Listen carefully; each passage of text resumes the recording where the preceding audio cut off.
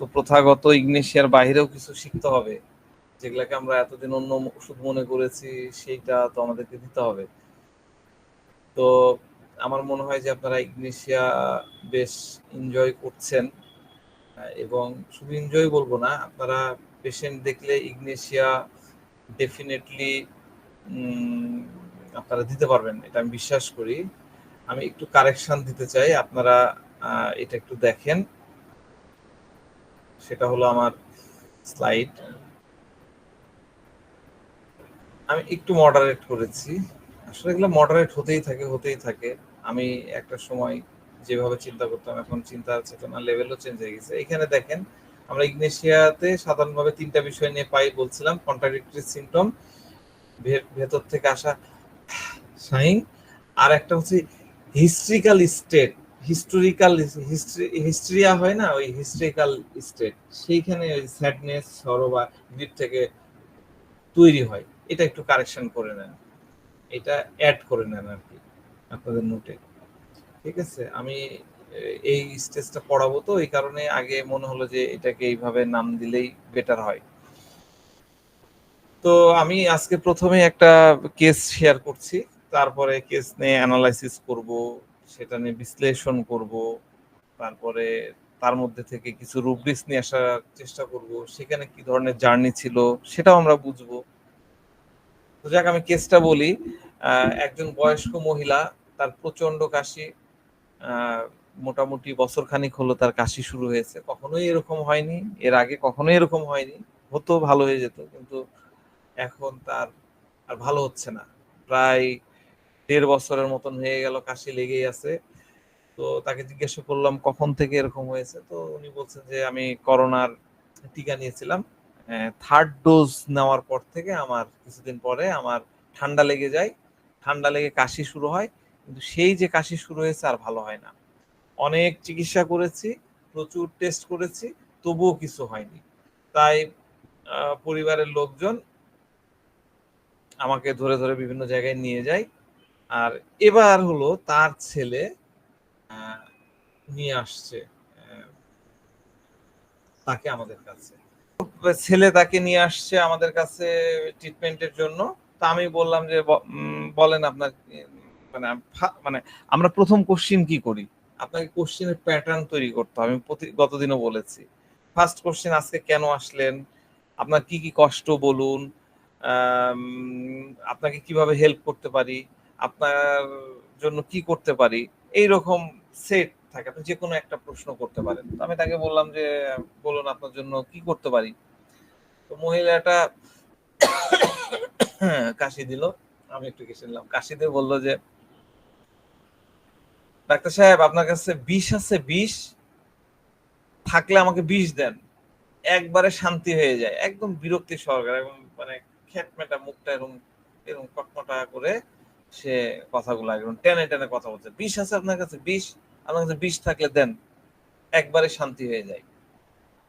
তো ছেলে তখন পাশটা হলো, আহ মা আবার শুরু করলে, তুমি ডাক্তার সাহেবকে উনি যা জিজ্ঞাসা করছে সেটা ঠিকঠাক বলো, উনি ভালো ওষুধ দেবেন। রোগী বলছে আমার ভালো ওষুধ লাগবে না, বিষ হলেই চলবে, আমি আর বাঁচতে চাই না। কথাগুলা খেয়াল করেন ভালো করে, এরকম অনেক কথা আপনার কাছে বলবে রোগী।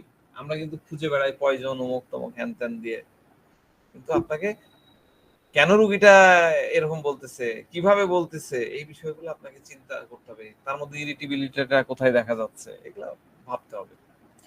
তো রুগীর এগুলা কথা আপনার সামনেও যদি এরকম একটা রুগী বলে যে আমাকে বিষ দেন, আমাকে মেরে ফেলেন, আমাকে এই করেন ওই করেন, তাহলে আপনার কি হবে? কেউ যদি আত্মহত্যা করবো, আমি গায়ে আগুন লাগাই দেবো, এরকম কথা যদি বলে, আপনার মধ্যে কি হবে? সেই সেন্স আমার মধ্যে, আমি একদম মানে কি বলবো, কি করবো সেটা বুঝতে পারছিলাম না। আমি একদম কিং কর্তব্য বিমূঢ় হয়ে গেলাম। আমি একটু মানে আমি নিজেই থতমত খেয়ে একটু একটু ঠান্ডা, মানে নিজে একটু পজ দিয়ে একটু ইয়ে করে তাকে জিজ্ঞাসা করলাম যে প্লিজ একটু একটু শান্ত হন, হ্যাঁ আমাকে সব খুলে বলুন, আমি ভালো ওষুধ দেবো ইনশাল্লাহ, আল্লাহ চাইলে দ্রুত ঠিক হয়ে যাবেন। রুগী বলছে যে সবাই বলে ওষুধ খান ঠিক হয়ে যাবে, কেউ তো কিছু করতে পারলো না, বছর পার হয়ে গেল, বলতে বলতে শুরু হয়ে গেল, কাশি থামে না। করে মুখে হাত দিচ্ছে। এই যে কাশির যে আমার স্টাইল, আমার থেকে আরো ভয়াবহ স্টাইল, সে কাশতেছে, কাশা দেখেই তো কিরকম লাগে। তো আমি বললাম এই পর্যন্ত কি কি ট্রিটমেন্ট নিয়েছেন? কাশিটা যখন থামলো বললাম কি কি ট্রিটমেন্ট নিয়েছেন? বলছে অনেক কিছু করেছি। কি কি করেছেন? বলে তুলসী পাতা খাইছি, আদা গরম পানি খেয়েছি, মেন্থলের ভাব নিয়েছি, বাসক পাতা নিয়মিত খেয়েছি,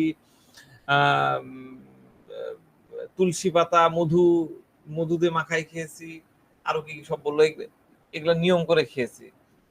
আর বলে অ্যালোপ্যাথি ডাক্তার দেখালাম, কবিরাজের কাছে গেলাম, হোমিওপ্যাথি ডাক্তারের কাছে গেছি, যে যা বলছে সব করছি। হ্যাঁ, যে যা বলছে সব করছি মানে ক্রেডুলাস ভাবা যাবে না, কিন্তু আমি বারবার এটা আপনাদেরকে বলি, ভাষ্যতে রুব্রিক্স আপনারা আগাবেন না। যেগুলো কনফার্মেটরি রুব্রিক্স, যেটাতে প্রেসক্রাইবিং রুব্রিক্স, সেটার ভাষ্য আপনি যদি পেয়ে যান সেটাতে আপনি যান, সেটাতে তখন আপনি ভেরিফাই করেন। কিন্তু এই যেগুলা দিয়ে আমরা কেস সাজাই, যেটাতে আমরা কেসের সাপোর্টিং রুব্রিক্স, সেগুলা দিয়ে আপনি কখনোই কেসের দিকে যাবেন না। আপনি যদি এরকম যে যা বলছে তাই করছি এটা নিয়ে যদি আপনি ক্রেডুলাস নিয়ে নেন, তাহলে কিন্তু আপনি আটকে গেলেন, কারণ ক্রেডুলাসের মধ্যে ইগনিশিয়া নাই। বুঝতে পারছেন? তো বলছে যে 4 মাস আগে বক্ষব্যাধি হসপিটালে গেলাম। বক্ষব্যাধি হসপিটাল তো প্রত্যেকটা ইয়েতেই থাকে, যে টিবি হসপিটাল যেটাকে বলে, টিবি হসপিটালে গেলাম। তো ডাক্তার অ্যান্টিবায়োটিক দিল, সিরাপ দিল, ট্যাবলেট দিল, ভিটামিন দিল, মেলা কিছু তো দিল, কিছুই হলো না। কাশিটা কমে না, গলাও ক্লিয়ার হয় না, গলার কাছে মনে হচ্ছে কি একটা আটকে আছে এরকম মনে হয়, কাশতে কাশতে দম বন্ধ হয়ে যায়, মনে হয় মরে যাবো। সে কাশতেছিল আসলে ওরকম একদম পুরো ভিতর থেকে কাশি। তো বলছে যে গাদা গাদা রিপোর্ট করালো, সব পরীক্ষা করলাম, বলতে বলতে আবার শুরু হয়ে গেল। আর এই কথাগুলো বলতেছিল প্রচন্ড বিরক্তি আর ক্ষোভ নিয়ে। তো ছেলে বলছে ডাক্তার সাহেব কাশি তো কমছে না, হ্যাঁ, তাই এখন সে বলছে আমি আর ওষুধ খাবো না। গত সপ্তাহ থেকে একদম কমপ্লিটলি প্রত্যেকটা ওষুধ খাওয়া বন্ধ করে দিয়েছে। সে এখন ডাক্তারের কাছেও যাবে না, ওষুধও খাবে না। আমি অনেক বুঝায় শুনে এক কথাই জোর করে তাকে ধরে নিয়ে আসছি। রুগী বলছে যে ডাক্তার যত বিধিবিধান দিয়েছে আমি অক্ষরে অক্ষরে পালন করেছি। গতকালকে বলছিলাম না পেশেন্ট কি করে, ডাক্তারের বিধিবিধান অক্ষরে অক্ষরে পালন করে। ইনিও তাই করেছেন, ডাক্তারের যত বিধিবিধান সব অক্ষরে অক্ষরে পালন করেছি। বলতে বলতে আবার কাশি শুরু, এই কথা বলতেছে আর কাশি শুরু হয়ে যাচ্ছে। তো কাশ থামলে, যখন কাশটা থামলো, আমি রুগীকে খুব মানে মাইল্ড ভাবে, খুব পোলাইটলি, মানে সেন্সেশন নিয়ে, আমার কিছু টেকনিক আছে কথা বলার সময়, কিছু আন্তরিকতা আছে, সেই আন্তরিকতা নিয়ে আমি তাকে জিজ্ঞাসা করলাম যে আপনি এত, আপনার যে এত কাশি হচ্ছে, এই যে এত কাশছেন, দম বন্ধ হয়ে আসছে, এটা নিয়ে আপনার মধ্যে কি কোনো ভাবনা হয়, কোনো চিন্তা আসে? তো রুগী বলছে যে কি আর চিন্তা হবে স্যার, আমি অবাক বনে যাই, এত চিকিৎসা করলাম, এত কিছু করলাম, কাশি তো কমে না, আমি কি করব তাহলে? আমি আর তাল পাই না। ভালো করে বুঝেন, আমি লাইনটা আবার বলতেছি, তুমি কি বলতেছেন? উনি বলছেন যে কি আর চিন্তা হবে স্যার, আমি তো অবাক হয়ে যাই, অবাক বনে যাই, এত চিকিৎসা করলাম, এত কিছু করলাম, কাশি তো কমে না, কি আর করব, আর তাল পাই না। লাইনটা আন্ডারলাইন করে নেন, আর তাল পাই না, মানে কুলায় উঠতে পারি না, আর তাল পাই না। কত সুন্দর ওয়ার্ড দিয়েছে, আর তাল পাই না, তাল, তাল পাই না। তো উপরওয়ালা যদি নিয়ে যেতে চাই নিয়ে যাক, উপরওয়ালা যদি এভাবে নিয়ে যেতে চাই নিয়ে যাক। আমি বললাম যে এত কাশি নিয়ে আপনি কাজকর্ম কিভাবে ম্যানেজ করেন, দিনের কাজকর্ম কিভাবে করেন? আবার মানে প্রশ্ন করার মধ্যে শুরু হয়ে গেল কাশি, একদম উনি কাশতে কাশতে কথাই বলতে পারলেন না। তো ছেলে বলছে, মা তো কাশছে, ছেলে বলছে যে মায়ের এত বেশি কাশি হয় যে কাশতে কাশতে একদম অস্থির হয়ে পড়ে, তারপরেও ওইভাবেই সব কাজ করবে, বাড়ির সবার সব প্রয়োজন মিটাবে। আমাদের বাসায়, আমাদের দেশের বাড়ি থেকে, মানে গ্রামের বাড়ি থেকে প্রচুর লোক আসে ট্রিটমেন্ট করতে, সবার জন্য খাবার করা থেকে শুরু করে সব ধরনের কাজ সে করবে, পাড়া প্রতিবেশীর খোঁজ নেওয়া, তাদের প্রয়োজনে যথাসাধ্য সহযোগিতা করা, সব সে করবে, এতটাই সোশ্যাল। হ্যাঁ, বাড়ির লোকজনের এত এত কাপড়, হ্যাঁ, সেটাও তাকে কাচতে হবে, বারবার বারণ করলেও সে শুনবে না, সারাক্ষণ ধোয়া মোছা, কাশি কেমনে কমবে সারাদিন যদি ধোয়া মোছার মধ্যে থাকে, ছেলে বলছে আর কি। বাসায় তো লোকজন আসতেই থাকে, তাদের সাথে কথা বলছে, গল্প করছে, বসে থাকে না কখনো। এবার রুগীর কাশিটা থামলো, রুগীটা কিন্তু কাশতেছিলই। তো রুগী বলছে যে কাজ না করলে শরীর পড়ে যাবে স্যার, ভালো করে বুঝেন, বয়স্ক মহিলা তো কথার মধ্যে একটা ভাঁজ আছে। কাজ না করলে শরীর পড়ে যাবে স্যার, শুয়ে বসে থাকলে তো আমি বিছানায় পড়ে যাব। আমি চাই না ছেলের বউরা আমাকে নিয়ে টানাটানি করুক, ছেলের বউরা আমাকে নিয়ে টানাটানি করুক, আমাকে নিয়ে ওদের ঝামেলা হোক। আমি বললাম কেন, বয়স হয়ে গেলে তো ছেলের বউরাই তো করবে, এটাই তো নিয়ম। না না না, আমি তা চাই না, ওদের অন্য কাজকর্ম আছে, ছেলে পেলে আছে, তাদের সময় দিক। যতদিন জ্ঞান আছে আমি যেন এইভাবেই কাজ করে চলে যেতে চাই। আমি যতদিন জ্ঞান আছে আমি যেন কাজ করতে করতে চলে যাই। রুগী কি বলছে, যতদিন জ্ঞান আছে আমি যেন এইভাবে কাজ করতে করতে চলে যাই, মানে মারা যাই, এটার কথা বোঝাচ্ছে। হ্যাঁ, কারো বোঝা হয়ে থাকতে চাই না, এটাও আন্ডারলাইন করে নেন। যতদিন জ্ঞান আছে আমি যেন কাজ করতে করতে চলে যাই, কারো বোঝা হতে চাই না। আমি বললাম কেন আপনি এই কথা বলছেন কেন? তো রুগী বলছে, এই কথা তো এমনি এমনি মানুষ বলেন, আপনাদেরকে ওই পাল্টা প্রশ্ন করা শিখতে হবে। রুগী বলছে যে পাশের বাড়িতে তো দেখলাম ওই বুড়িটা 2 বছর ধরে পড়ে থাকলো, ছেলেরা প্রথম প্রথম কিছুদিন দেখলো, তারপরে ওইভাবে পড়ে থাকতো। আমি গিয়ে গিয়ে দেখি কি কষ্ট বাবা, কেউ দেখে না। যে বাবা মা সংসারের মাথা পড়ে গেলে তারা হয় সালা। সালা মানে তো বুঝতে পারছেন, পাপোশ, পা পরিষ্কার করা জিনিস। হ্যাঁ, মানে একটা সময় কুলা, পরে হয়ে যায় ময়লা তোলা, তাই না? এরকম বিষয় বুঝালো। তো আমার ভয় ওই অবস্থা যেন আমার না হয়, যতদিন পারি কাজকর্ম করি, আবার কাশি শুরু হয়ে গেল। তো আমি তার ছেলেকে জিজ্ঞাসা করলাম, মানে জিজ্ঞাসা করলাম যে আপনারা কয় ভাই বোন? তো ছেলে বলছে আমরা 2 ভাই বোন। সবার বিয়ে হয়েছে? হ্যাঁ হয়ে গেছে। সবাই কে কোথায় কি? তো বলে যে বড় ভাই বিয়ের পরে আলাদা থাকে, যদিও একদম পাশেই, খুব কাছাকাছি বাসা। আর আমি মাকে নিয়ে থাকি, মানে মা ওই ছেলের সাথে থাকে, ছেলের বউ বাচ্চা আছে। তো আমি বললাম যে ওই ভাইয়ের সাথে আপনার ওই ছেলের সাথে ওনার সম্পর্ক কেমন, মানে এটা আমাকে বুঝতে হবে, রিলেশনের ঝামেলা আছে কিনা। তাও তো একটা কনফ্লিক্ট চলছে, নাহলে তো কাশি 1.5 বছর থেকে কেন থাকতেছে। আমি যখন পাবো না তখন আমি ডিপ লেভেলে যাব, সাইকোডিনামিক্সে যাব, আরো অনেক কিছু বুঝবো। আপনাদেরকে ওই যে উইল আন্ডারস্ট্যান্ডিং এর কনফ্লিক্ট বুঝাইছিলাম, ওগুলো পরে আমি যদি না পাই তখন আমি ওইদিকে যাব। আমি তো পাচ্ছি, রুগী তো অলরেডি আমাকে মেডিসিন বলে দিয়েছে, আমি এই কারণে আর ওইদিকে যাচ্ছে না। আমি জাস্ট মহিলার দিকে তাকালাম তার ফেসটা বোঝার জন্য। তো ছেলেকেই বললাম যে ওনাদের সাথে সম্পর্ক কেমন।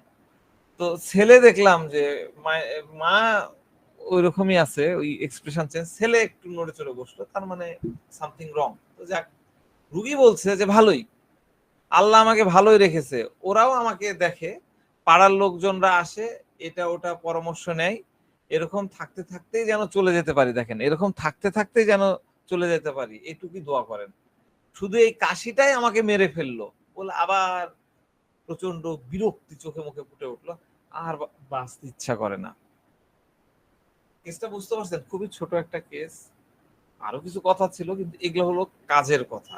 এই আমার ভিডিওগুলো আবার দেখবেন, এই কথাগুলো আমি যেগুলাতে বললাম আন্ডারলাইন, সেটা মাথার মধ্যে ঢুকাই নেবেন। এই ল্যাঙ্গুয়েজ গুলা আপনার চেম্বারে রুগীরা বলবেই, এই ল্যাঙ্গুয়েজ গুলাই বলবে, ঠিক আছে? তো তাকে ইগনেশিয়া 30 দেওয়া হলো, 30 এক শক্তি দিলাম, একটা ডোজ দিলাম। তো আর রুগীকে প্লাসিবো দিয়ে দিলাম। রুগী 1 সপ্তাহ পরে আসলো, তখন তার কাশি 90 ভাগই চলে গেছে। তারপরে যেহেতু আরো 10% আবার প্লাসিবো দিয়ে ছেড়ে দিলাম।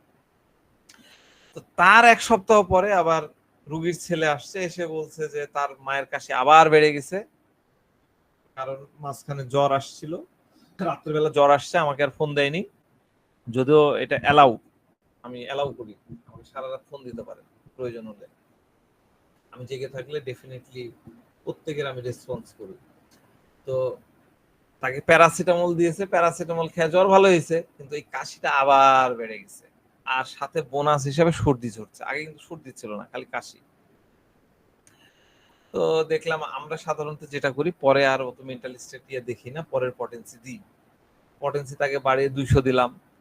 এবার কিন্তু পরের ফলো আপে যখন আসলো অত বেশি ইমপ্রুভ না, প্রথমবারে যেরকম 90% হলো সেরকম 90% ইমপ্রুভ তার আর হলো না। হ্যাঁ, তো তারপরে আবার 1M 10M যখন দিলাম তখন একদম সে পুরাই রিলিফড পেয়ে গেল। মানে ইগনেশিয়া 10M দেওয়ার পরে মোটামুটি 10M মনে হয় 1.5 মাস করে দেওয়া হয়েছিল, তারপরে আর তার কোনো কাশি নেই, জিরো কাশি, এবং দীর্ঘদিন সে আর এগুলা নিয়ে কোনো কথা বলেনি। আপনি বুঝতে পারছেন কিভাবে আমাদেরকে ধৈর্য রেখে পটেন্সি বাড়ায়ও ইয়ে করতে হয়। যখনই 90% ভালো হয়ে গেল এক ডোজে, তখন তো এটা ডেফিনেটলি সিমিলিমাম ছিল। তারপরে আবার ফ্যাক্টর চালু হলো, আবার প্যারাসিটামল সাপ্রেস্ট করলো, আবার বাড়লো। এইভাবে আমি যখন উচ্চ পটেন্সিতে গেলাম তখন সে একদম ক্লিয়ার হয়ে গেল। তবে একটা জিনিস কি, আমার যেটা অনুভব, আমি যদি প্রথমেই 10M দিয়ে দিতে পারতাম তাহলে হয়তো ডেফিনেটলি তার ওইটা 100% হয়তো কাভার হয়ে যেত। তবে দীর্ঘদিনের সমস্যা তো, আমরা ভালো হয়ে যাওয়ার একটা ফর্মুলা বলে থাকি, এটা সম্ভবত কার উদ্ধৃতি আমি রেফারেন্সটা এখন বলতে পারছি না, সম্ভবত হিউজের অথবা মানে বড় কোনো একজন বোদ্ধার উদ্ধৃতি। সেটা হলো আপনি কতদিন ভুগবেন, মানে আপনি কতদিন লাগবে সুস্থ হতে। এটা নিয়ম হলো আপনি যদি 1 বছর ভোগেন তাহলে আপনার সুস্থ হতে লাগবে 6 মাস, মানে অর্ধেক সময়কাল। এটা একটা গ্রস থিং, কিন্তু আপনি সিমিলিমাম করতে পারলে আমি পার্সোনালি এটা বিলিভই করি না। ওই মানে within hour, within day, within week, within month আপনি ডেফিনেটলি ভালো হয়ে যাবেন। তো যাক, ইগনেশিয়া তাকে দেওয়া হলো। ইগনেশিয়া তাকে দেওয়ার জন্য আমি যে রুব্রিক্স গুলো নিলাম তার মধ্যে একটা রুব্রিক্স আছে যেটা আপনার কি বলে পাঠকের রেপার্টরিতে আছে, ডেলেরিয়াম ক্রাইং হেল্প ফর। আমি রুব্রিক্সটা দিচ্ছি না কারণ আমাদের এই রেপার্টরি গুলাতে নাই, আমাদের রেপার্টরিতে আছে হচ্ছে, আমি ব্যাখ্যা দেবো সবগুলাই। শ্রিকিং হেল্প ফর, আমি যে যে রুব্রিক্স গুলো নিয়েছি সেটা আমি দিচ্ছি। Shrieking help for ailment from failure, literally scientific failure, এটা আমি ব্যাখ্যা দিব, অনেক আগে বলেছিলাম, আজকে দিব ইনশাল্লাহ, সালফার পড়াতে যে মনে বলেছিলাম। তারপর নিয়েছিলাম mood repulsive, fear invalidity, disconcerted, anxiety, salvation about স্পেকুলাস, আর ইরিটেবিলিটি, পেন ডিউরিং। এতগুলো রুব্রিক্স না নিলেও হয়, 2-3টা রুব্রিক্স দেওয়া হয়। আমি আপনাদেরকে বুঝালাম যে এই কথাগুলোর মধ্যে এই রুব্রিক্স গুলা আসতে পারে। আমি দিয়ে দিচ্ছি, মুড রিপালসিভ দিলাম,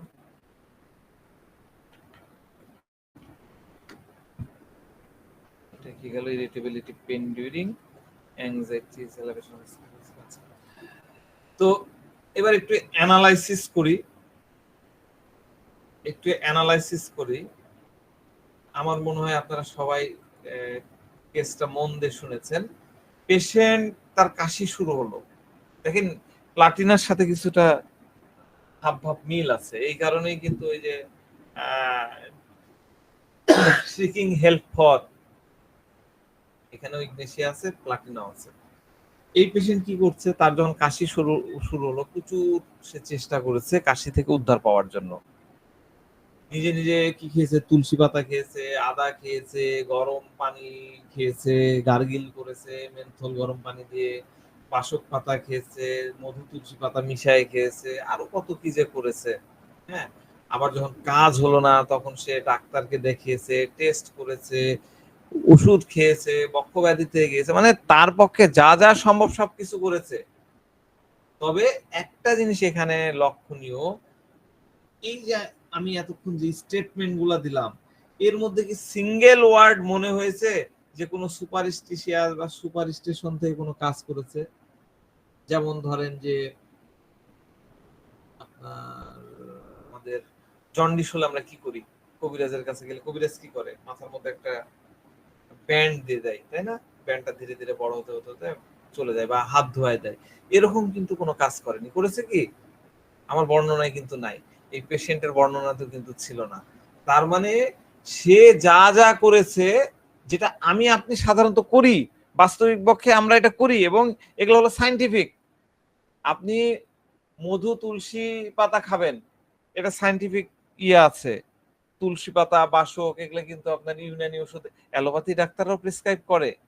তার মানে সে যা যা করেছে সে বাস্তবিক জিনিস করেছে এবং বিজ্ঞানসম্মত কাজ করেছে, কোনো কুসংস্কারাচ্ছন্ন কাজ করেনি। বুঝতে পারছেন? এই জন্য এই রুব্রিক্সটা হবে element from failure, scientific failure, element from failure, literally or scientific failure. ঠিক আছে? এই রুব্রিক্সটা একটু বুঝতে হবে। এটা আজকে যদি বুঝে যান ডেফিনেটলি আপনারা অনেক ইউজ করতে পারবেন। সালফার আছে, ইগনেশিয়া আছে, আরো কিছু কিছু মেডিসিন আছে, নাক্সভূমিক আছে, লাইকোপোডিয়াম আছে, ক্যালকেরিয়া আছে, এই জায়গাগুলোতে যাওয়া যায়। তাহলে রুব্রিক্সটা একটু শিখি। এই রুব্রিক্সটা মূলত এসেছে আমাদের গ্যালভার্ডিনের রেপার্টরি আছে, psychic medicine with ম্যাট্রিমেডিকা, psychic medicine, repertory of psychic medicine with ম্যাট্রিমেডিকা, এই রেপার্টরিতে আছে। এই রেপার্টরিতে কিভাবে দেওয়া আছে? Element from literary scientific failure, element from literary comma scientific. যখন কমা থাকে তখন আপনাকে বুঝতে হবে এখানে দুটা রুব্রিক্সকে মিলানো আছে, একটা হলো লিটারেলি ফেলিওর অথবা অর সায়েন্টিফিক ফেলিওর, দুটো একই জিনিস, কাছাকাছি জিনিস। যে কোনো একটা ফরম্যাটে আসলে আপনি এই রুব্রিক্সটা নিতে পারবেন। এখন আমরা এই বুঝি যে এই রুব্রিক্সটা আসলে কি, কোন জায়গা থেকে নিতে হয়। তো এলিমেন্ট ফ্রম মানে কি? এলিমেন্ট ফ্রম মানে আমরা কি জানি যে ওই সকল পজিটিভ ফ্যাক্টর যেটার কারণে পেশেন্ট অসুস্থ হয়ে গেছে, মানে একটা ঘটনা ঘটেছে, তারপর থেকে পেশেন্টের মধ্যে একটা অসুস্থতা, একটা অস্বস্তি, যাই হোক ডিস ইচ তৈরি হয়েছে। তাহলে এলিমেন্ট ফ্রম আমরা বুঝলাম ঘটনা ঘটেছে, তারপর থেকে সে অসুস্থ। এরপর আছে লিটারেরি, লিটারেরি বা লিটারেচার, একটা হলো নাউন আর একটা হলো মনে হয় অ্যাডজেক্টিভ। আমি গ্রামাটিক্যাল নিয়ে অত করছি না, মানে একই জিনিস আর কি। লিটারেচার থেকে লিটারেরি আসছে। তাহলে এই শব্দের অর্থটা কি? লিটারেরি কাকে বলে? আমরা জানি লিটারেচার কাকে বলে। What is literature? Anyone, any idea? Literature আমরা কাকে বলি? লিটারেচার আমি বলি না লিটারেচার পড়তে হবে, কি অমুকের কথা শুনছেন। লিটারেচার কাকে বলে? এনিওয়ান বলেন দেখি, আমাদের কি আইডিয়া আছে? সাহিত্যিক স্যার। সাহিত্যিক? হ্যাঁ, সাহিত্যিক তো, সাহিত্যিকের ইংরেজি কি? কোন নির্দিষ্ট বিষয়ে লেখনী স্যার। লেখনী, হ্যাঁ লেখনী, কোন নির্দিষ্ট বিষয়ে লেখনী, খুব কাছাকাছি। আর কেউ? লিটারেচার, লিটারেচার আমি মানেটা বলে দিচ্ছি। লিটারেচার হলো কোন বিষয়ের উপরে, মানে স্পেসিফিক একটা বিষয়ের উপরে নলেজ বা আইডিয়া বা ইনফরমেশন প্রোভাইড করার উদ্দেশ্যে লিখিত অথবা প্রিন্টেড অথবা ছাপানো বই। এটা ভালো করে, লিটারেচার সবসময় লিখিত ফরম্যাটে। আমরা লিটারেচার বলতে বুঝি সবসময় লিখিত ফরম্যাটে। আপনার ডিকশনারি দেখলে লিটারেচারের ডেফিনেশনটা এটা পাবেন। কি বললাম? কোনো বিষয়ের উপরে নলেজ, আইডিয়া বা ইনফরমেশন প্রোভাইড করার উদ্দেশ্যে লিখিত অথবা প্রিন্ট করা অথবা ছাপানো বই। বলে না লিটারেচারে পাইছি, লিটারেচারে পাইছি মানে একটা প্রিন্টেড বইয়ে পেয়েছি। এখন যদিও আমরা আমাদের অথেন্টিক কিছু ওয়েবসাইট আছে, সেখানে আমরা কিছু পাচ্ছি, সেটাকে আমরা লিটারেচার বলে ছাপাই দিচ্ছি, কিন্তু অরিজিনাল লিটারেচারের ডেফিনেশন হচ্ছে সেটা অবশ্যই প্রিন্টেড, লিখিত থাকতে হবে। এরপরের ওয়ার্ডটা কি? সায়েন্টিফিক। সায়েন্টিফিক কোত্থেকে আসছে? সায়েন্স থেকে আসছে। সায়েন্স কি? What is science? সায়েন্স বলতে আমরা কি বুঝি? Anyone? Science, what is science? বৈজ্ঞানিক পদ্ধতিতে প্রমাণিত। আচ্ছা, সুলতানা রাজিয়া কি বললেন? যেখানে কল্পনার কোন স্থান নাই এবং যুক্তি তর্ক যেটা লজিক বলেন সেটা সহকারে প্রমাণ করা যাবে। আচ্ছা, যেখানে কল্পনার কোনো, খুব সুন্দর কথা বলেছেন, কল্পনার কোনো স্থান নাই। আচ্ছা, তাহলে সায়েন্সের মূল জায়গাটা কি জানেন? ডেফিনেশনের মূল সুর, মূল মানে এসেন্সটা কি? সায়েন্সের এসেন্স হচ্ছে এটা একটা সাবজেক্ট যা দুনিয়াতে থাকা সত্যের উপরে প্রতিষ্ঠিত, সত্যের সায়েন্সের মধ্যে কোনো এই কারণে ওই যে আমি সায়েন্সের এই ডেফিনেশনটা বাইর করতে যাই, কালকে অনেক সায়েন্স বিভিন্ন জনের লেখা পড়তেছিলাম, ধর্ম কেন সায়েন্স না, হ্যাঁ এই বিষয়গুলো, কারণ আমরা ওটাকে প্রমাণ করতে পারি না, সৃষ্টিকর্তাকে আমরা সায়েন্স দিয়ে প্রমাণ করতে পারি না, এই কারণে নাস্তিকরা কিন্তু ওই এগুলা তোলে, এগুলো ওই আলোচনা আমি যাচ্ছি না। সায়েন্সের সবচেয়ে গ্রহণযোগ্য বিষয় হলো একটা সাবজেক্ট যা দুনিয়াতে থাকা সত্যের উপরে ভিত্তি করে প্রতিষ্ঠিত, মানে এখানে ফ্যাক্টরকে টেস্ট করা হয়, আগে বিভিন্ন ভাবে ট্রায়াল দেওয়া হয়, টেস্ট ট্রায়াল দেওয়ার পরে সেটাকে একটা সারাংশ বানানো হয়, একটা সিনোপসিস তৈরি করা হয়, একটা জিস্ট তৈরি করা হয়, এবং যেটা বানানো হয় সেটা সারা দুনিয়াবাসী যুক্তি তর্ক দিয়ে সবকিছু দিয়ে সেটাকে অ্যাকসেপ্ট করবে। একটা অংশ অ্যাকসেপ্ট করছে, একটা অংশ অ্যাকসেপ্ট করছে না, সেটা তাহলে সায়েন্স হলো না। ঠিক আছে, তাহলে সায়েন্সের বিষয়টা আমরা বুঝলাম, লিটারেচারের বিষয়টা বুঝলাম। এরপরের ওয়ার্ডটা হচ্ছে ফেলিওর। ফেলিওর মানে কি? ফেলিওর ফেল থেকে আসছে না, ফেল মানে পাস হলো না, সে সফল হতে পারলো না, সফল হলো না, সেটা হলো ফেলিওর। তাহলে এলিমেন্ট ফ্রম লিটারেরি সায়েন্টিফিক ফেলিওরের অর্থ কি, লিটারাল অর্থ কি, সোজা অর্থ কি? সোজা অর্থ হলো পেশেন্ট তার লাইফের প্রবলেম সলভ করার জন্য সব ধরনের লজিক্যাল, যুক্তিসঙ্গত, সেন্সেবল যত ধরনের তরিকা আছে, যত ধরনের পদ্ধতি আছে, সব সে ট্রাই করেছে, কিন্তু সেটাতে কোনো প্রকার সফলতা পায়নি, আর এই কারণেই সে এখন পেরেশান হয়ে পড়েছে। এলিমেন্ট ফ্রম, এখান থেকেই তার পেরেশানি শুরু হয়ে গেছে, এখান থেকেই তার অসুস্থতা শুরু হয়ে গেছে। এটা হলো একদম বাংলা মানে। একটা উদাহরণ দিয়ে বিষয়টাকে খোলাসা করি। আমি গল্প বলবো, আপনারা সিনেমার মতন চোখ বন্ধ করে দেখতে থাকবেন, ক্যারেক্টারকে মুভ করাবেন, তাইলে জিনিস ভুলবেন না। ঠিক আছে, তো গল্পটা কিরকম? একটা পেশেন্ট আসছে, বেচারা মোটামুটি বিজনেসম্যান, ঠিকাদারি ব্যবসা করে, কন্ট্রাক্টর, মোটামুটি ইনকাম, তার বাড়ি শহরেই, খুব ভদ্র জেন্টলম্যান টাইপের লোক। তো বড় বাসা আছে, বাসার বাড়িতে বাউন্ডারি ওয়াল দিয়ে ঘেরা, মেইন গেট আছে, সামনে একটু ফাঁকা জায়গা, সেখানে গার্ডেনিং এর বিষয় আছে। আমি গল্পগুলো বলছি, আপনারা সিনেমার মতন করে দেখতে থাকেন, চোখ বন্ধ করে দেখতে থাকেন, মনে থাকবে। তো এই ভদ্রলোক ঠিক তার মূল দরজার পাশে একটা জায়গা ছিল, সেটা সরকারি জায়গা, রাস্তার পাশে যে খাস জায়গা থাকে এরকম একটা জায়গা, সেখানে এক ব্যক্তি বলা যায় বেআইনি ভাবে জবরদখল করে ওখানে একটা দোকান দিয়েছে, পুরা জায়গাটা নিয়ে সে এমন ভাবে করেছে যে সে গেটটা যে ইজিলি খুলবে সেরকম অবস্থা নাই। এটা তো এই যে নাকের উপরে ফোড়া উঠলে যেরকম সেরকম হয়ে তার তার মনের মধ্যে এরকম কাজ করছে। তো ওই লোক, ভদ্রলোক বলছে যে আমি দোকানটাকে সেখান থেকে হটানোর জন্য ভালোভাবে তাকে প্রথমে বুঝালাম, তাকে বললাম যে চলো তোমাকে একটা ভালো কাজের বন্দোবস্ত করে দিচ্ছি, আমার পরিচিত জায়গা আছে, তোমাকে আমি চাকরির ব্যবস্থা করে দিচ্ছি, সেখানে তুমি এখানে যা ইনকাম করবা তার থেকে বেশি বেতন পাবা, সাথে সাথে তুমি যদি ওভার টাইম করবা ওভার টাইমেরও ইনকাম হবে। কিন্তু সে শুনলো না। পরে আমি সিটি কর্পোরেশনে গেলাম, সিটি কর্পোরেশনে যে এই যে তার এটা তো ইল্লিগাল স্থাপনা, তার জন্য আমি কমপ্লেন করলাম। তো কমপ্লেন করে সেখানে তদবির করলাম, করে তারা অ্যাকশন নিতে আসলো, কিন্তু এই ব্যক্তি পলিটিক্যাল প্রভাব খাটিয়ে সে উচ্ছেদ অভিযানটাকে রোধ করে দিল।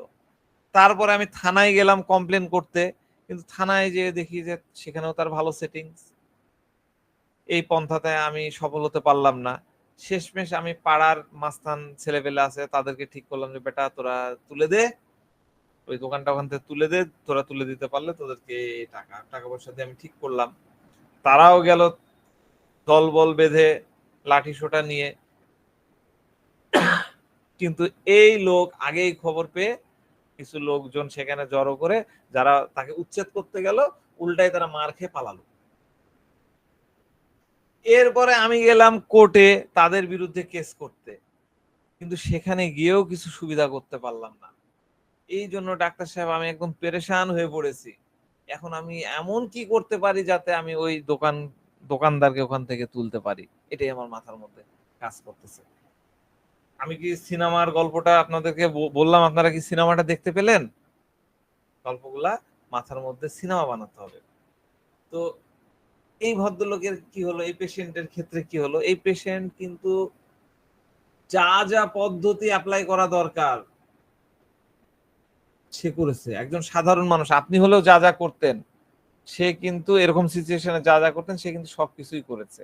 লোকাল গভর্নমেন্টের কাছে গেছে, পুলিশের কাছে গেছে, আইনগত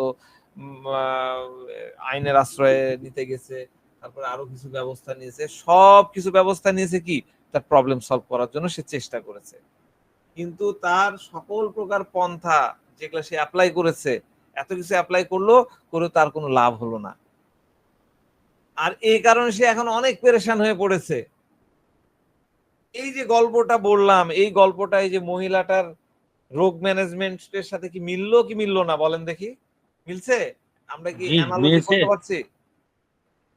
মিলছে না? সে কত কি করলো, এইভাবে আমাদেরকে মিলাতে হয়, অ্যানালজি করতে হয়। তো এই জন্যই এই যে সে এত এত কিছু করলো, লিটারালি যা যা থাকে, আমি ইয়ের ডেফিনেশনে কি বললাম, এই রুব্রিক্সটা ইয়েতে কি বললাম যে লজিক্যাল এবং সেন্সিবল যত ধরনের পদ্ধতি আছে সব ট্রাই করে, তাই না? সে কিন্তু তাই করলো। তাইলে এইখানে আমরা এই জন্য এই কেসে আমরা নিতে পারি element from literally scientific failure. Any doubt এখানে? আশা করি কোনো ডাউট নাই। তো এরপরে কি হলো, তার কাশি শুরু হওয়ার পর দীর্ঘ 1 বছরের অধিক সময় ধরে তার চিকিৎসা করেছে, এক বছরের বেশি আর কি, প্রায় 1.5 বছরের মতন। সে ডাক্তারের কাছে গেছে, ডাক্তার কাছে গেছে, এখানে গেছে, ওখানে গেছে, মানে সে একটা কম্পোজ, হ্যাঁ, মানে সে একটা কম্পোজার, একটা কম্পোজ মানে মানসিক যে একটা ধৈর্য সেটা নিয়ে রেখেছে, মানসিক ধৈর্য বা সে যে কম্পোজিশনে আছে সেটা কিন্তু নষ্ট হতে দেয়নি,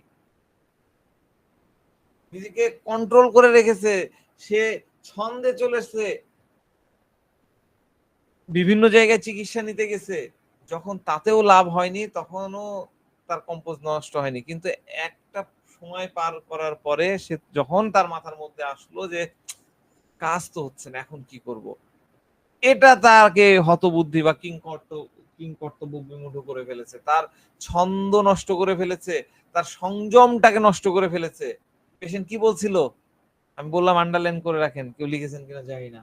পেশেন্ট বলছিল আমি তো অবাক বনে যাই, এত কিছু করলাম, আমি কি বলবো তাহলে, তাল পাই না। কথাগুলো বলছিল না, আমি কি করব তাহলে, তাল পাই না। পেশেন্ট এই কথাগুলো বলতেছিল, এই যে আমি তাল পাই না, আমি তাল হারিয়ে ফেলেছি, মানে কি ডিসকনসার্টেড স্টেটে সে চলে গেছে। বুঝতে পারছেন? ডিসকনসার্টেড নিয়ে তো আমি আলোচনা করেছি। পেশেন্ট এটা একটা হত বুদ্ধিকর বিহব্বল অবস্থা, সে এই স্টেটে সে অনেক বেশি হোপলেস, অনেক বেশি হেল্পলেসনেস। আমাদের রুব্রিক্স আছে, রুব্রিক্স আমি নিইনি কিন্তু এগুলো নেওয়া যায়। হেল্পলেসনেস ফিলিং অফ, আর ডিসকনসার্টেড তো দিলামই, হোপলেস। তো এই স্টেটমেন্টের মাধ্যমে তার ভেতরে থাকা ডিপ্রেশনটা প্রকাশ পাচ্ছে, তীব্র হতাশা তাকে গ্রাস করে ফেলেছে। তার ভাবনা সবকিছু সে হারালো, আর কিছু করার নাই। কি বলতেছিল পেশেন্ট, উপরওয়ালা যদি চাই নিয়ে যাক, নিয়ে যেতে চাই নিয়ে যাক, মানে মানে কি, মানে অসুখ কষ্ট যন্ত্রণার হাত থেকে আর উদ্ধার হওয়ার রাস্তা নাই, আর আরোগ্য হওয়ার আশা নাই। সে মনে করছে যে তার সময় শেষ হয়ে গেছে, আর রক্ষা নাই, তখন সে আশা ছেড়ে দিয়েছে। তো এইরকম স্টেটে ইগনেশিয়া একদম চুপসে যায়, চুপ হয়ে যায়, তার কষ্ট নিয়ে কোনো কথাই বলতে চায় না। এই স্টেট গুলাতে আমাদের অনেকগুলো সুন্দর সুন্দর রুব্রিক্স আছে। Despair, lost things everything is, সবকিছু লস্ট হয়ে গেছে। ডিসপেয়ার, রিকভারি অফ, আর ভালো হবে না, আর কিছু হবে না। 6.5 বছর ধরে বিভিন্ন কিছু করলাম। Despair, religious despair of salvation, despair, religious despair of salvation, আর মুক্তি পাবো না। Delusion, lost, she is lost, everything lost. এটা ইগনেশিয়া একমাত্র। আর কি পায়, আর হচ্ছে delusion doomed being, delusion doomed being, doomed being, তারপরে কি taciturn suffering indisposed to talk about, মানে একদম আর উত্তর দিতে চায় না। ট্যাসিটার্ন, ট্যাসিটার্ন কিসের বিপরীত? লোকাসিটির বিপরীত। লোকাসিটি তো অনেক বলে, আর ট্যাসিটার্নে একদমই বলতে চায় না, একদম চুপচাপ থাকে, ওই 2-4টা কথা বলে থেমে গেল। তো পেশেন্ট কি বলতেছিল যে ডাক্তার যত বিধিনিষেধ দিয়েছে আমি তা অক্ষরে অক্ষরে পালন করি, আমি তা অক্ষরে অক্ষরে পালন করি। মানে কি? মানে সে ডাক্তার যেটা বলেছে, যে পথটা দেখাইছে, রিলিজিয়াস অ্যাফেকশন এটাও আসছে, আবার কি আসছে, ডাক্তারের কথা সে বিশ্বাস করে নিয়েছে, নিয়ে তার বলে দেওয়া যত নিয়ম আছে সবগুলা মেনেছে, কিন্তু কোনো পরিবর্তন হচ্ছে না। এখান থেকে তার কি তৈরি হলো? অ্যাংজাইটি তৈরি হলো। কিভাবে এই কাশি থেকে মুক্তি পাবো? অ্যাংজাইটি, স্যালভেশন অ্যাবাউট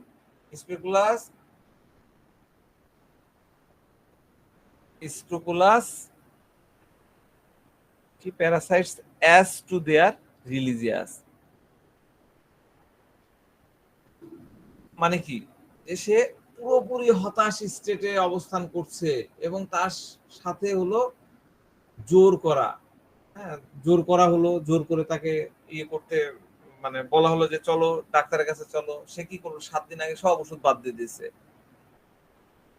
তার মানে তার মেন্টাল স্টেবিলিটিটা দেখেন, একটা সময় পর্যন্ত সে ধরে রাখতে পারছিল, তারপরে সে কিন্তু আর ধরে রাখলো না, এগুলো মানবো না, আমি ডাক্তারের বিধিনিষেধ আর মানবো না। সে তখন কি করলো? সব বন্ধ করে দিল। সে পুরা মুডটাকে রিপালসিভ করে ফেললো। রিপালসিভ মানে কি? স্টপ করে দেওয়া। আমি রিপালসিভ নিয়ে আলোচনা করেছিলাম। রিপালসিভ একদম স্টপ করে দিল। দেশি কি একদম বিকারগ্রস্ত হয়ে পড়লো, একদম মানে কি বলবো, পাগলের মতন অবস্থায় চলে গেল, প্রলাপ বকা শুরু করলো। ছেলে যখন তাকে জোর করে ধরে নিয়ে আসলে, এসে কি বললো? আমার বিষ আছে আপনার কাছে, বিষ দেন, আমার বিষ দরকার, তাই না? এই যে কথাগুলো সে বলতেছিল, এগুলো কিন্তু আমার কানের মধ্যে লাগতেছিল, কানের মধ্যে বাজছিল। আর সে কোন স্টেজে ছিল? ডেলিরিয়াম স্টেটে ছিল। হ্যাঁ, কি বললো? যে আপনার কাছে বিষ থাকে তো বিষ দেন, আমাকে, আমার একবারে শান্তি হয়। এই কথাগুলো মানুষ কখন বলে? প্রচন্ড বিরক্তি, হতাশা। আর পেশেন্ট কিভাবে বলছিল? খিটপিট খিটপিট করে কথা বলতেছিল, আমার ভালো ওষুধ চাই না, একটু বিষ দেন, আমি বাঁচতে চাই, আমি চাই না, মুড রিপালসিভ। আর এই যে তার ইরিটেবিলিটি, আমরা কি দেখেছিলাম ইগনেশিয়ায়? Irritability, pain during. তাহলে এই দুইটা রুব্রিক্সের কথা আমরা কিন্তু এখানে ভাবতে পারি। আর কি? একটু বিষ দেন, এটাও কিন্তু এক ধরনের সহযোগিতা, যদিও যে সহযোগিতা সেটা চালু, সেটা কিন্তু স্বাভাবিক সহযোগিতা না। আসলে পেশেন্ট বলতে চাইছিল কি? আপনাকে তো রিড বিটুইন দ্য লাইন, পেশেন্টের কথার মধ্যে ভাঁজের কথা আপনাকে বুঝতে হবে। পেশেন্ট কি বলতে চাচ্ছিল? আমি শেষ, আমার সবকিছু শেষ হয়ে গেছে, আমাকে বাঁচান। কিন্তু সেটাকে সে কি বললো? বিষ দেন। এটা একটা আর্তনাদ। আর সে কথাগুলো যেভাবে বলতেছিল, তীব্রভাবে কানে শ্রেকিং হচ্ছিল, কানে লাগতেছিল। এবং আমি তো প্রথমত মানে কিং কর্তব্য বিমূঢ় হয়ে গেলাম, হতভম্ব হয়ে গেলাম। পাঠকের ইয়েটা আছে, রুব্রিক্সটা আছে, delusion crying with help for, delusion crying with help for. এখানেও কিন্তু ইগনিশিয়াকে রাখছে, যেটাকে ক্রস রেফারেন্স করা আছে আমাদের রেপার্টরি গুলাতে, শ্রিকিং হেল্প ফর, শ্রিকিং হেল্প ফর। তো তারপরে সে বলতে থাকে কাশির জন্য কি কি করেছে, কোনো ফল হয়নি। হ্যাঁ, এবং মানে ইয়েতে গেলাম, টিবি হসপিটালে গেলাম, এই করলাম ওই করলাম। তো সে এত এত কিছু করেছে, আর আমার সামনে এসে বলছে যে বিষ বিষ দেন, বিষ দেন। আসলে সে বিষ চাচ্ছিল না, সে ভালো হতে চাচ্ছিল, এটা আপনাদেরকে বুঝতে হবে। তো কাশি থেকে মুক্তি পেতে চাচ্ছে। এখন পয়জন নিয়ে আমাদের রুব্রিক্স আছে, হ্যাঁ, যে ডেলুশন, ডেলুশন না ইয়ে নিয়ে, এখন মনে পড়ছে না। তো ওই রুব্রিক্সে চলে গেলে আপনি এই জায়গায় যেতে পারবেন না। আপনাকে বুঝতে হবে আসলে সে ওইভাবেই চাচ্ছিল, ডেলিরিয়াম স্টেটে আছে, তো প্রচন্ড রাগ, প্রচন্ড ক্ষোভ, বিক্ষোভ। হ্যাঁ, একদম ফেটে পড়ে এটা সীতা মানে সে বলতেছে, চিৎকার করে করে বলতেছে, আমি শেষ হয়ে গেলাম, আমার আর মুক্তি হবে না। এটাই হলো delusion. Don't being soul can not save. হ্যাঁ, ক্রাইস অ্যান্ড রেজ, এই একটা রুব্রিক্স আছে। এগুলো ব্যাখ্যা করা যায়, সুযোগ হলে করব। তো এই যে স্টেট, এই যে মানসিক অবস্থা, এটাই আমি যে প্রথমে দেখালাম যে হিস্ট্রিয়া বলি না, হিস্ট্রিক্যাল স্টেট। এটা এই স্টেটে ইগনিশিয়ার পেশেন্ট প্রচন্ড আবেগ উত্তেজনা কন্ট্রোল ধরে রাখতে পারে না, সে তীব্র হয়ে যায়, এটাই হলো হিস্ট্রিয়া। হিস্ট্রিয়ায় কি হয়, হিস্ট্রিয়া মানুষ ফিট হয়ে যায়, তাই না, দাঁতি লেগে যায় আমরা বলে। সে সময় কিন্তু তার সবকিছুর সেন্স থাকে, কিন্তু সে একটা জায়গায় কলাপসে পড়ে। হিস্টেরিয়া আর মৃগী বা ওই কনভালশনের মধ্যে কিন্তু পার্থক্য আছে। তো হিস্টেরিক্যাল নিয়ে ইংলিশে অনেকগুলো রুব্রিক্স আছে, যেমন excitement historical, delirium historical almost. তো এইটা একটা বিষয়। আরেকটা খুব ইম্পর্টেন্ট জিনিস আছে শেষ লাইনে রুগী যে কথাটা বলেছিল, এটা মানে ইগনিশের খুবই একটা ইম্পর্টেন্ট রুব্রিক্স। আগে আমি এই জিনিসটাকে অন্যভাবে ভাবতাম, আমি যদিও এটা পড়াতাম, প্যারালাইসিস অমুক তমুক হ্যান ত্যানের সাথে পার্থক্য করতে যাই, কিন্তু এর ভাবনাটা সম্পূর্ণ আলাদা। আমাদের একটা রুব্রিক্স আছে, ফেয়ার ইনভ্যালিডিটি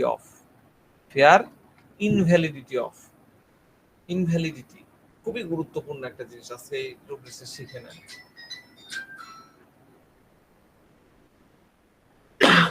তো এই যে ইনভ্যালিডিটি, হ্যাঁ, এই ইনভ্যালিডিটি এটা ইগনিশিয়ার মূল সত্তাকে রিপ্রেজেন্ট করে, তার যেটা কোর, তার যে কি বলবো, সে যে পার্সন, যে সত্তা, এটাকে প্রতিনিধিত্ব করে ইনভ্যালিডিটি। তো ইনভ্যালিডিটি যেরকম আমরা ডিসকনসার্টেড বুঝতে যে আগে কনসার্ট বুঝলাম, সেরকম ইনভ্যালিডিটি বুঝতে গেলে আপনাকে ফার্স্ট যেটা বুঝতে হবে সেটা হচ্ছে ভ্যালিডিটি কি।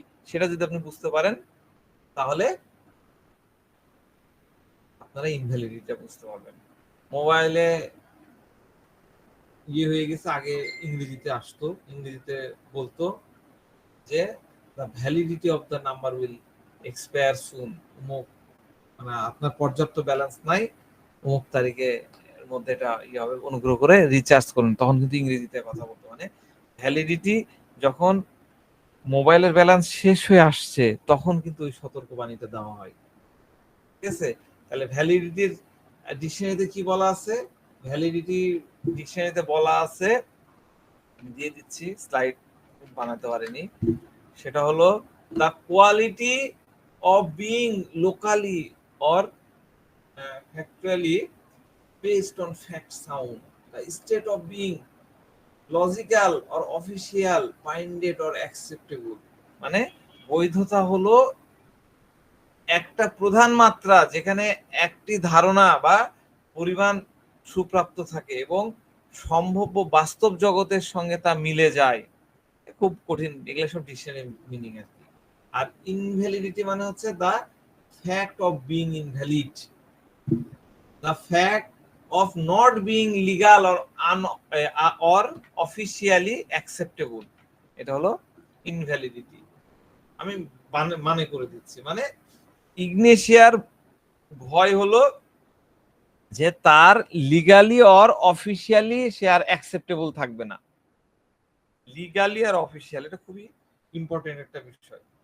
লিগাল, অফিসিয়াল, এইসব কথা দিয়ে কি বোঝানো হয়? লিগাল আর অফিসিয়াল মানে এটা হলো বৈধ, তাই না? ধরেন যে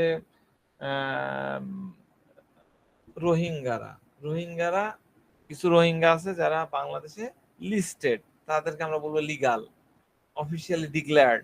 কিছু আছে পরে পালিয়ে আসছে, ওদের কাগজপত্র নাই, তারা হলো ইললিগাল। ইললিগাল ওয়ার্ডটা তো আমরা জানি, তাই না? মানে যেটাতে সমাজ বা রাষ্ট্রের পক্ষ থেকে বা কোন একটা ন্যায় প্রতিষ্ঠান, আদালত বা ইয়ে থেকে একটা ছক বেঁধে দেওয়া হয়েছে, যেটা অ্যাকসেপ্টেবল, সেটা হচ্ছে ইগনেশিয়ার কাছে সবচেয়ে বেশি মূল্য পায়। ওই যে মোরালের বিষয়টাও কিন্তু সাথে সাথে চলে আসছে, একটার সাথে একটা ওতপ্রোতভাবে জড়িত থাকে। তো সামাজিক অনুশাসন, ন্যায় বিচার, ন্যায় পরায়ণতা, এসব বিষয় ইগনেশিয়াকে অত্যন্ত প্রভাবিত করে রাখে। এগুলোর সাথে সে কখনোই সমঝোতা করে না, যতক্ষণ না তার মানে অ্যাভার্স সিচুয়েশন তৈরি হলো, অনেক বেশি বেড়ে গেল, বৃদ্ধি হলো, ততক্ষণ পর্যন্ত কিন্তু ইগনেশিয়া কোনো ইল্লিগাল কাজ করবে না, কোনো বৈধ সীমাকে অতিক্রম করবে না। তার মোরালিটি তাকে করতে দেয় না। সমাজের বেঁধে দেওয়া বৈধ অনুশাসনের বাইরে যাওয়া সে পছন্দ করে না, বা অন্যরাও সে যদি যায়, তার সারাউন্ডিং এর লোকজন, সেটাকেও সে পছন্দ করে না। কারণ তার মধ্যে থাকবে মূল্যবোধ। এরা কি হয়? এরা হচ্ছে সেন্সিটিভ মোরাল ইমপ্রেশন টু, অনেক সেন্সিটিভিটি থাকে। এরা মোরালিটি, একদিকে মোরালিটি, অন্যদিকে সমাজের অ্যাকসেপ্টেন্স নিয়ে তাদের বেঁচে থাকতে হয়। এটাই হলো ইগনেশিয়ার সার্ভাইভাল।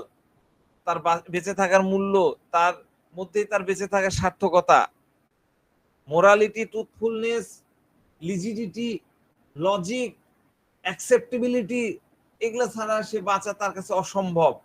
সমাজে তার মূল্য বা তার পজিশনের কথা তার মাথায় সবসময় থাকে।